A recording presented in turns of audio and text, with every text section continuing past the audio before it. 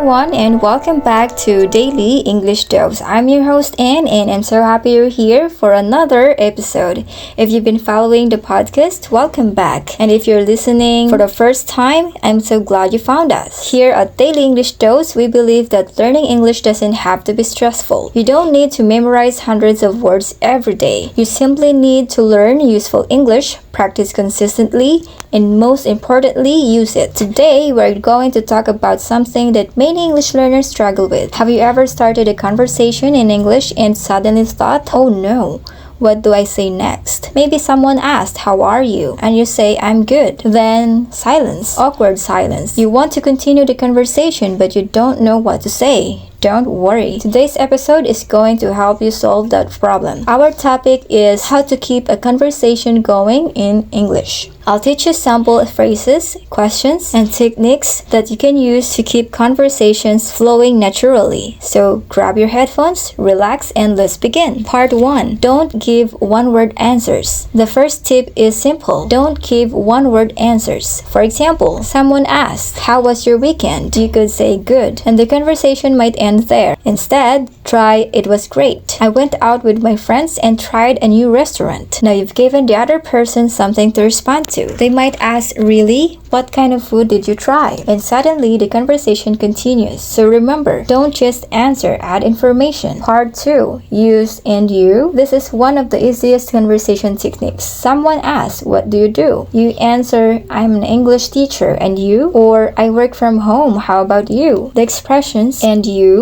and how about you are incredibly useful. They show that you're interested in the other person. Let's practice. I love traveling. How about you? I'm a little tired today. And you? I enjoy watching movies. What about you? Simple, right? Part 3. Ask follow-up questions. This is one of the biggest secrets to having longer conversations. When someone tells you something, don't immediately change the subject. Ask a follow-up question. For example, I went to Japan last year. Instead of saying, oh nice, you could ask, really? Which cities did you visit? What was your favorite place? Then, what did you like most about Japan? One answer can lead to another question. That's how conversation naturally grow. Part 4.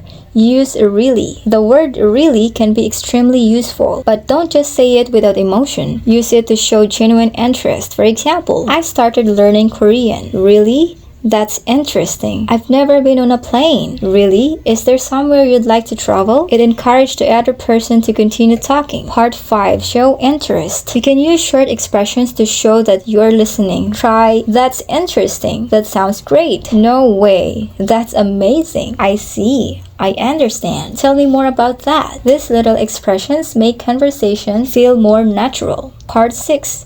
Use tell me more. This is one of my favorite phrases. If someone says, I recently started a new job, you can say, oh really? Tell me more about it. Or, you said you like photography. Tell me more about that. It's simple, friendly, and shows that you're genuinely interested. Part 7. Show something about yourself. Remember that conversation should go both ways. Don't turn the conversation into an interview. Someone says, I love hiking. You can say, me too. I went hiking last month. It was challenging, but the view was beautiful. Then ask, where do you usually go hiking? You've shared something about yourself and ask a question that's a natural conversation. Part 8. Use speaking of. Here's another useful expression, speaking of. We use it when something reminds us of another topic. For example, speaking of travel, have you ever been to Korea? Or, speaking of food, have you tried that new restaurant? Or speaking of movies, have you seen the new one? It helps you smoothly move from one topic to another. Part 9. Learn how to change the topic. Sometimes you need to change the subject. Instead of suddenly talking about something completely different, use a transition. You can try, by the way, that reminds me, speaking of that, on a different note. For example, by the way, have you finished your project? Or, that reminds me, I wanted to ask you something. These expressions make topic changes feel much smoother. Part 10. Don't panic when there's silence. Here's something important. Silence is normal. You don't have to fill every second with words. Sometimes you need a moment to think. If you don't know what to say, you can use let me think for a second. That's a good question. I've never thought about that before. These phrases give you a little time to organize your thoughts. Let's practice a conversation. Now let's put everything together. Listen carefully. Hey, how was your weekend? It was great. I went to the beach with some friends. Really? That sounds fun. Which beach did you visit? We went to a beach about 2 hours from the city. Nice. What did you do there? We swam, ate seafood, and watched the sunset. That sounds amazing. I love watching sunsets too. Do you usually go to the beach on weekends? See what happened? The conversation continued because each person answered, reacted, shared, and asked questions. That's the secret. The 4-step conversation formula. Here's a simple formula you can remember. First, answer, respond to the question. Second, add.